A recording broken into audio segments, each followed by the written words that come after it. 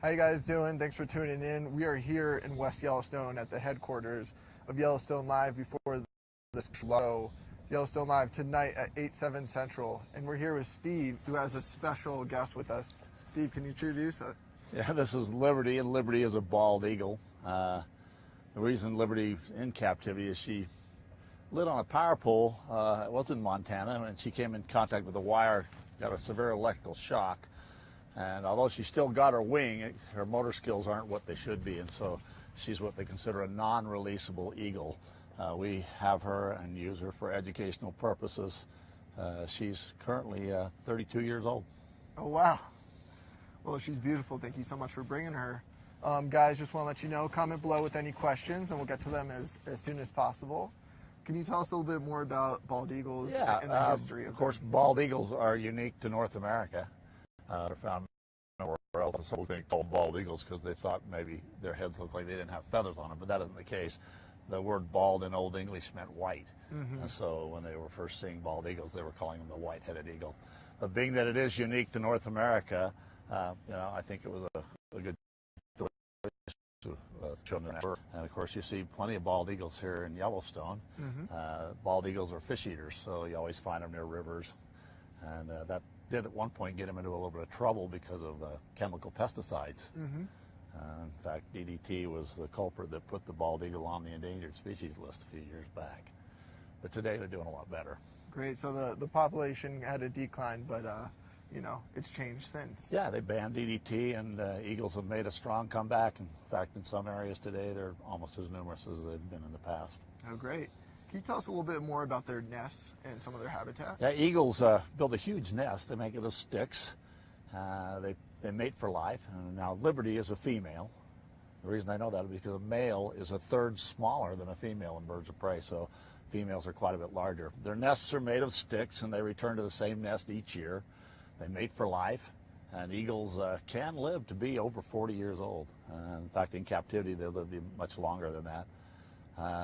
They usually have 2 to 3 eggs, more likely 2, and often they only raise one little eaglet. A young eagle won't have that white head. They're completely dark, and they won't get the white head till they're about 4 or 5 years old. They completely rely on their parents for everything, so they're not like a little duck that can jump in the water and swim. The parents have to care for them from the minute they hatch. It takes them about 16 weeks before they get all their feathers and begin to start exercising their wings to leave the nest.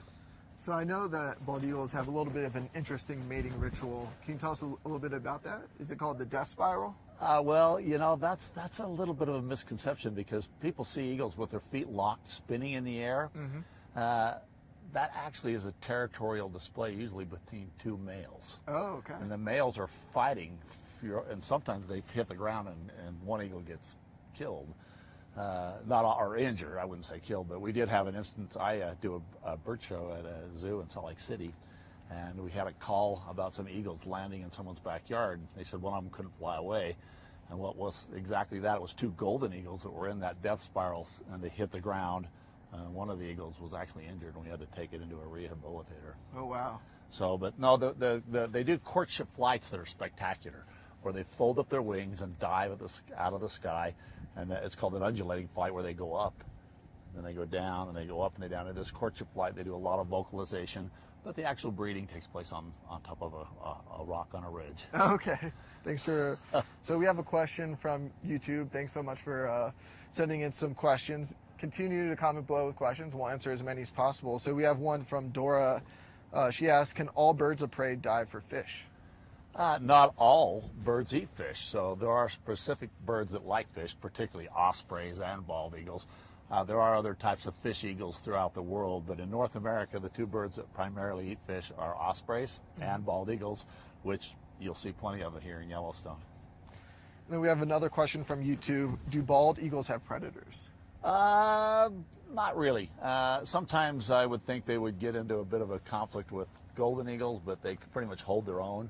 Bald eagles at the top of the food chain, and generally they pretty much can hold their own against any predator, so they really don't have any natural predators. Pretty much mankind is the only enemy they have. So I'm looking at Liberty, and she has gorgeous eyes up close. I hope you guys can see it. Can you tell us a little bit more about the bald eagle's vision and its importance? Birds of prey have incredible vision. It's the way the eye is designed with more rods than cones. And their ability to pick up movement and see movement in the distance, probably 9 times keener than ours. So to have eyes like an eagle is certainly a compliment. Great. Well, guys, make sure to tune in tonight for Yellowstone Live at 8, 7 Central. We'll be live right here. If you can't make it, DVR will be here starting tonight for 4 nights. So make sure to tune in to National Geographic. Thanks so much for joining us.